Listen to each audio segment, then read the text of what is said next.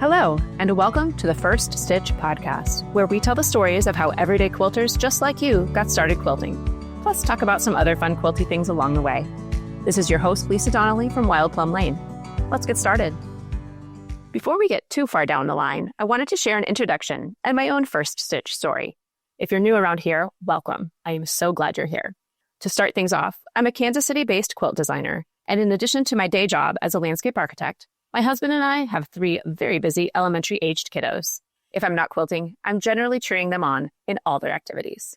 At Wild Plum Lane, I design easy-to-follow quilt patterns for the modern traditional quilter, create handmade art for products, and help a community of thousands of quilters stay productive with planning and organization tools made just for quilters. I'll talk a little bit more about some free tools I have for you later on in this episode. But before all that got started, I started quilting. And here's my first stitch story. Early in life, I was lucky enough to learn to sew from both my mom and my grandma. One vivid memory from my childhood is sitting at my grandma's feet, choosing random fabric scraps from her basket, handing them to her, and she would somehow turn them into beautiful doll clothes. It firmly cemented in my mind that magic happens at the sewing machine. Later on, my mom was the one who really taught me to quilt. The summer after my senior year in high school, she took me to the fabric store in my hometown of Ames, Iowa, and we picked out fabric for a queen-size quilt. You heard that right. Queen size. Not lap quilts, not a wall hanging, not even a throw size, a queen size quilt to start. I finished piecing it over the summer and then left for college, leaving the project behind at home. My mom picked it up from there and hand quilted the entire thing. It is such a special quilt.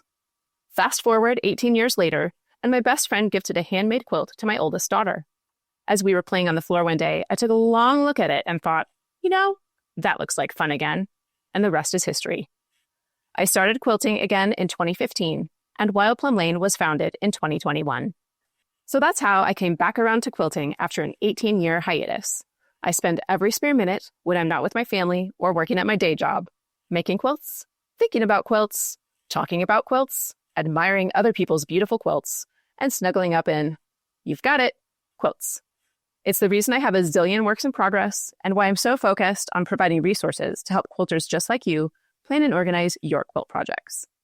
On that note, for today's tip to help you finish your quilt projects, I first want to share my favorite free resources with you. From a quilter's weekly planner to a simple works in progress inventory sheet, plus free patterns and a printable quilt care card to use when you gift your quilts to others, I have a whole library of freebies ready to help you make progress on your projects. Get your all-access pass to download them right below in the show notes. Lastly today, I also want to share one of my very favorite tools for quilting. You can't get by without a rotary cutter, and my favorite is the Martelli ergonomic rotary cutter. So I found this rotary cutter while searching for a tool that wouldn't aggravate my arthritis, which was so bad at one point that my husband actually suggested that I take a break from quilting. We all know that wasn't happening. This rotary cutter relieved the pain I felt and, most importantly, kept me right on quilting.